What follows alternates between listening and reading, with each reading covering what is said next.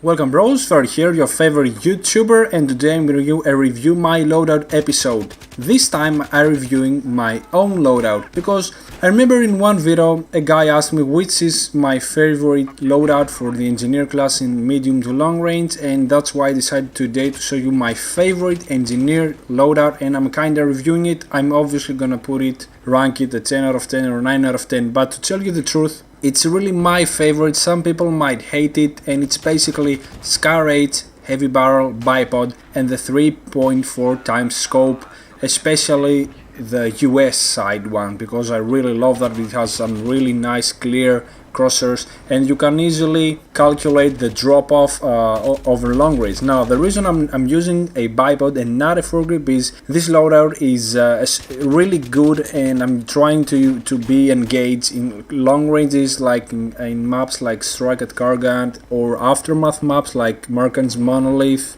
If you're gonna go for like a little bit more medium range, I will probably use a G53, and if I wanna play in really long range maps like the endgame maps, I will probably go for an ACWR with a heavy barrel. The reason I'm not putting a foregrip on the SCAR 8 is, as you all know guys, it does fuck up the accuracy of the gun, and especially on the SCAR 8, which is a high power gun, it's the highest power gun on the engineer class, it's the same as a G3, it makes it really inaccurate. So I prefer to go with a heavy barrel, because for those long range kills, especially if you're going full auto at some point, if you want to suppress someone, because suppression is a really big factor and you need to think about it when you're trying to kill someone. If he sees you, suppressing him is also a really good idea. That's why I'm using the heavy barrel. If I see someone and I'm kinda suppressed too, I will try to suppress him and then kill him. Some people try to be really accurate, but the truth is that, guys, after the suppression system kicked in, the truth is that, guys, suppressing someone is as effective as being accurate, and sometimes suppression is way more important than not being accurate, because if you're suppressed like hell, what's the point in actually trying to hit that enemy anyway? Now all the other stuff on the loadout is standard, you know, like repair tool, RPG, shit like that. I really enjoy the Magnum lately, and right now that I'm using the controllers that I designed, the Thunder Trigger controllers, I'm enjoying the Magnum and some burst scan in the A94 pretty much, because with the trigger stops you can really spam that trigger with the Magnum, and it's way more easy to put the trigger halfway instead of like all the way in. And as you can see in this gameplay, I have a couple of really nice swaps to the secondary with the Magnum, and that kills headshots and shit like that. It's really effective, the Magnum. If you know how to use it, it's a really difficult gun, but if you know how to use it, it's absolutely sweet.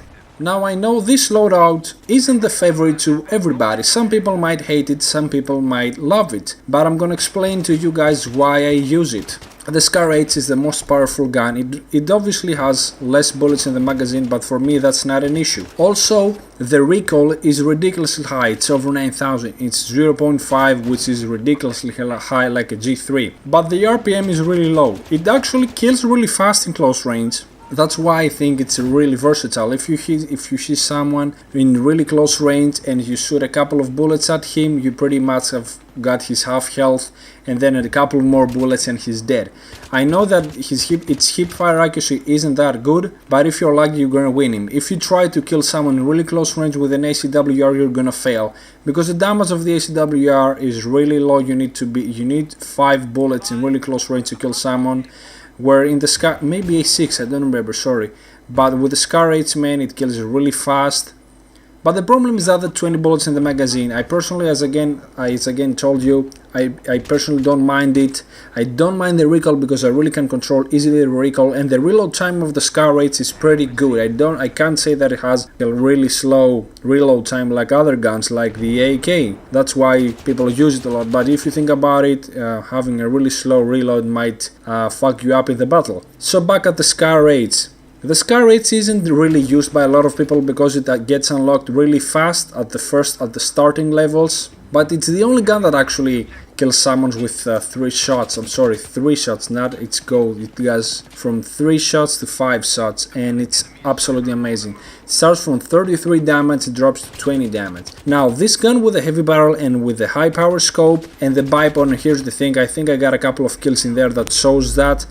If you get bipoded and you see a sniper, sometimes if a sniper is prone, you're gonna hit his head he gets down really fast, man. Whenever I see a sniper, I look at him, he has no idea I'm there, I start shooting at him a couple of bullets and he's done. He has no time to aim, breathe or shoot me at the head. That's why I like using it, because it's an anti-sniper. It's the only way you can kill a sniper long range. The Scar 8 is the only gun that has the damage, the accuracy and the RPM to kill someone in really long range. So to recap what we said today, the loadout is Scar 8, 3.4 times scope, heavy barrel and bipod. It's absolutely amazing for big maps and anti-snipers, especially with the engineer class where you don't have so good long range guns. So that was it for today, guys. Thank you for watching. I'm sorry I haven't been posting a lot of videos lately, but I'm really occupied with the controller design, the Thunder Trigger controllers.